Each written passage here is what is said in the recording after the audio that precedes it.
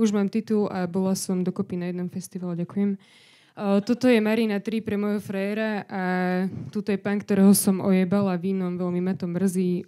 Zatlieskajte mu a môžete mu niečo kúpiť na bare. Keby som Peteraj, tak pre teba napíšem Atlantídu alebo Bielý kvet. Voníš jak dáž na tráve, asi vláčný jak med, more cez brány čias alebo čisto narysovaný čerstvý krek. Your choice. Keby som Eliška, spievam ti kázne, to je slomerka. Keby som Sládkovič, básnik, burcujem vášne. Keby som Naty, slomerka, skladám ti básne a myslím to vážne, no ja som BC Verón už. Tak ukáž mi tvoj testosterón, čo napíšem perom, predveď mi pérom. A ja ti ukážem DMS alebo burcovanie vášne, keď mám ovuláciu, alebo PMS.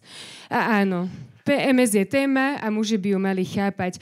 Tak ako ženy chápu, keď si narazia niekoho, kto nevie dýchať, len chrápať, kto nevie pochváliť, len kárať, kto nevie, za ktorý tým hráva, kto nevie skrotiť ego, keď príde sláva.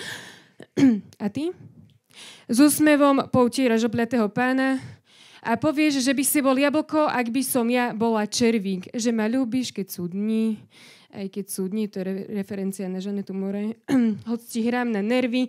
Mám maturitu z matiky, no neviem popísať tento prienik. Povím, jak je, keby si vagabund z Biskupíc, som tvoj perník. To je droga.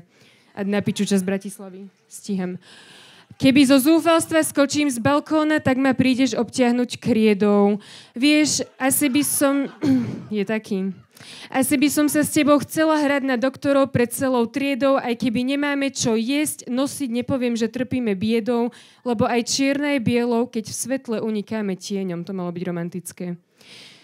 Keby som Gombitová, podelím sa s tebou o všetky kolesá, a to sú až 4. To je 80 eur. Keby som Romana Tabak, nestiham sa s vami smiať, potrebujem to dopovedať. Okúpem sa s tebou v tatranských plesách. Keby som Danko, si môj semafor. Chcem ťa čítať medzi riadkami v spleti metafor. Lebo hoci občas rozprávaš pomaly a vlastne celý si taký pomalý. Je? Už vás doutieral? Ešte utiera, vravím. Učíš ma, že občas netreba ísť bomby a je fajn spomaliť, radšej pávik, než seba odpáliť, smútok slov v páperi obaliť. A hoci nevidíš do diaľky, tak si všímavý, len ten tvoj spôsob odkladania veci všívavý, viete, to je taký ten. Kto má muža vie. Ale veď keby si žienka domáca, tak by sme boli v peknej piči, na obed cestoviny s kečupom, na večeru dobrý pocit a liči.